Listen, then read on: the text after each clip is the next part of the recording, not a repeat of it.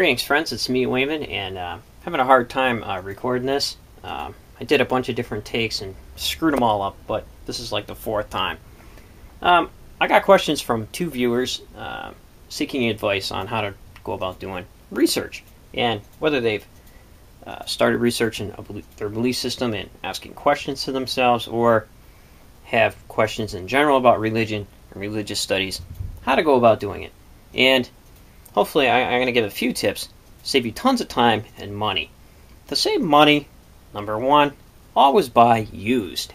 And a lot of times, if you wait for something that's hardcover to come out in paperback, it'll save you over half.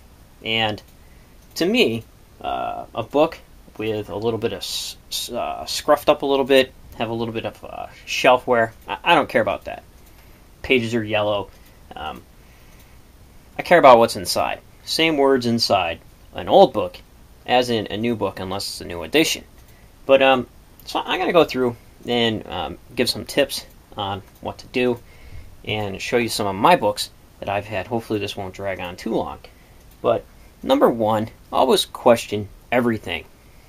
Number two, don't be bogged down by being disillusioned. Keep moving ahead and keep researching and keep trying to find answers.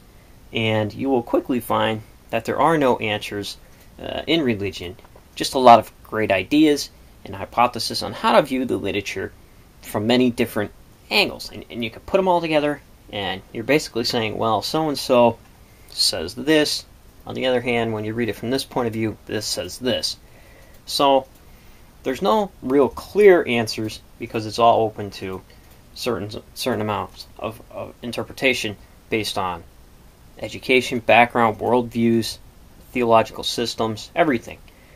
So even though you have some big shot scholars, those scholars were influenced to say what they say by their views on the literature and research that they've done.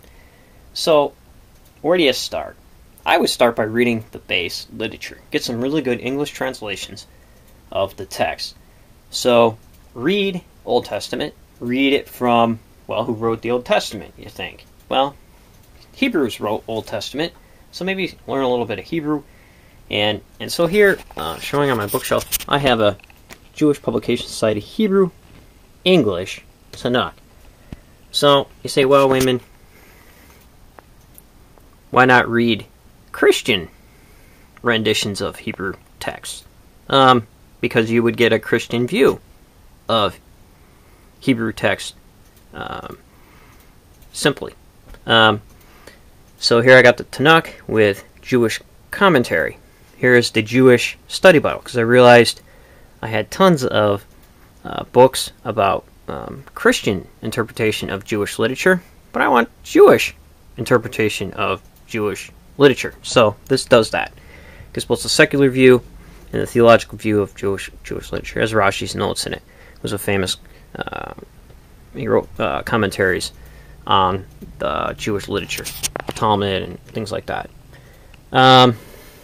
Also, understand the historical context of the books written. A lot of times these Bibles and books are placed in a theological order rather than a historical order. It's important to know the context that the writer is writing out of, what was going on at the time of the ancient Near East that these texts were written, and what were they responding to. And that'll help you out a lot and save you tons of time. If you're into the New Testament, one of the books that I would recommend, the works of Josephus. Excellent Jewish view of Jewish influence and about the Romans and how they did their forced assimilation process and the havoc that they wreaked on cultures. This right here is excellent text. Some people, certain sections of that has definitely been edited by Christian writers, but if you get the Jewish Wars, this translation off of Penguin Classics, it's pretty good. And also works of Josephus. This was done by a Christian scholar, so it's heavily saturated with Christian notes, which isn't all that kind to Judaism, but that's a pretty good text on finding out the environment of the New Testament context. Also, I collected tons of Bibles. You can save tons of money getting the many different translations of biblical texts, so you can compare and contrast when the lecture goes out and you happen to have a breakdown in your Bible program. I have all these in hard copies. Most of these were bought at Simply a Salvation Army, 50 cents a piece. This one here was a gift, Thompson Chain Reference Bible from my parents. So I have 2 shelves of those, all different translations of the Bible. And one of the scholars I like to read was Bart Ehrman. Bart Ehrman graduated from Moody Bible Institute. He wasn't evangelical, then left, became agnostic, and studied textual criticism and original languages. So I've been reading him because he knows the theology of evangelicalism, and he comments on it from a secular point of view. Is he biased? Yep, they all are. So that's pretty interesting. Another good book on the Old Testament, I know I'm jumping around, but is Who Wrote the Bible?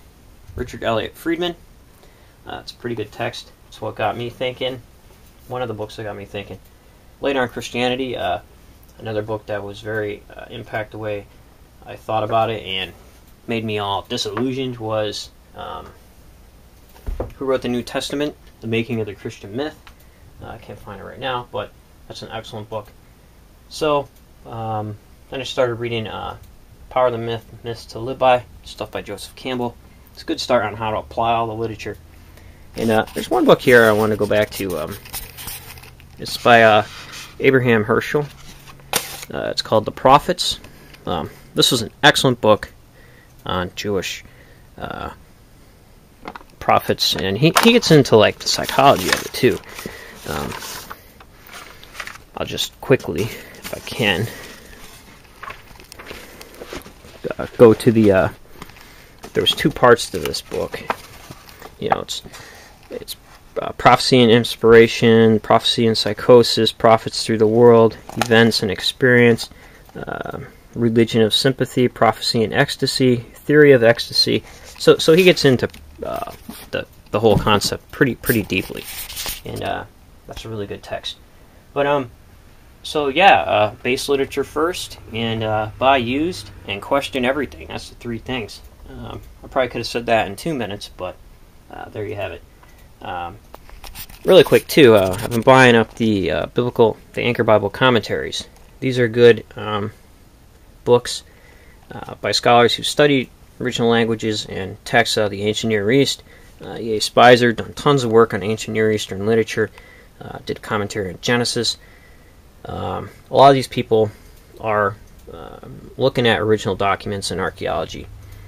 And there's 2 kinds of scholars, friends. There's kinds that quote scholars that look at original documents, and then scholars that actually work with original documents.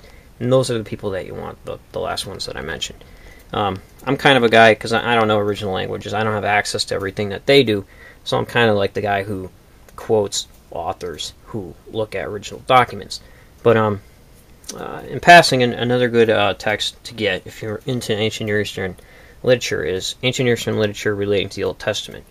That's a really good book. It's kind of expensive, maybe to find it used someplace, but I'm sure Big Shot Library would have it. But so there you have it, friends. Hopefully this wasn't all that boring. Hopefully I can give you some tips. So take care, friends. Remember, everybody's thinking alike, and somebody isn't thinking.